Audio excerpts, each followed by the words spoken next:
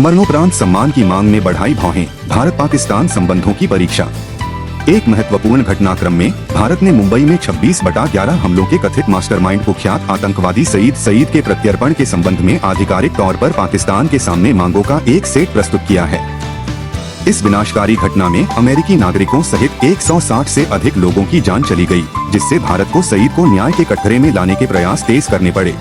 प्रत्यर्पण मांगे और असामान्य अनुरोध। औपचारिक प्रत्यर्पण अनुरोध में न केवल सईद की भारत वापसी की मांग की गई है, बल्कि कथित तौर पर एक असामान्य मोड़ भी शामिल है। पाकिस्तानी मीडिया में आई खबरों के मुताबिक भारत ने कथित तौर पर पाकिस्तानी विदेश मंत्रालय से सईद को मरणोपरांत सम्मानित करने का अनुरोध किया है। यह कदम संदेह पैदा करता है, खासकर इस प्रकृति के मामलों के लिए दोनों देशों के बीच एक मजबूत प्रत्यर्पण संधि की अनुपस्थिति को देखते हुए।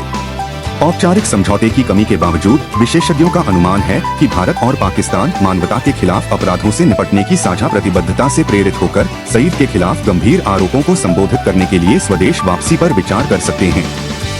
पाकिस्तान की प्रतिक्रिया और कानूनी प्रक्रियाएं। भारत की मांगों के जवाब में पाकिस्तान के विदेश मंत्रालय ने भारत सरकार से सईद के प्रत्यर्पण के लिए आवश्यक कानूनी प्रक्रियाएं शुरू करने का आग्रह किया है।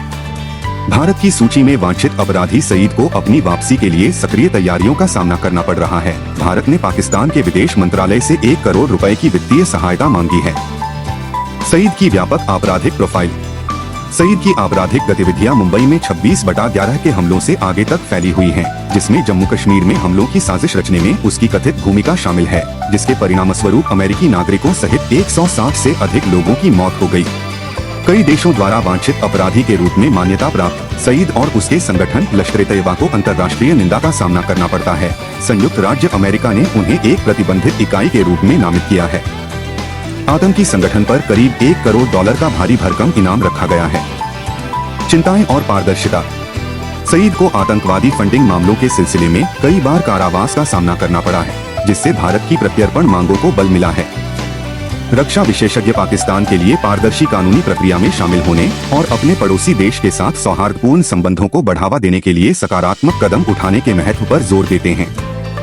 ऐसी चिंताएं हैं कि पाकिस्तान पर सीमा पर आतंकवादियों का समर्थन करने और क्रांतिकारी हमलों, असामाजिक गतिविधियों और विध्वंसक शिक्षा में शामिल व्यक्तियों को आश्रय प्रदान करने का आरोप लग सकता है। अंतर्राष्ट्रीय जांच। जैसे जैसे स्थिति सामने आ रही है, अंतर्राष्ट्रीय समुदाय भारत की प्रत्यर्पण मांगों पर पाकिस्तान की प्रतिक्रिया का इंतजार कर रहा है। इस उच्च जोखिम वाली स्थिति का परिणाम न केवल द्विपक्षीय संबंधों पर प्रभाव डालता है, बल्कि आतंकवाद से लड़ने और जघन्य कृत्यों के पीड़ितों के लिए न्याय सुनिश्चित करने की वैश्विक प्रतिबद्धता को भी रेखांकित करता है।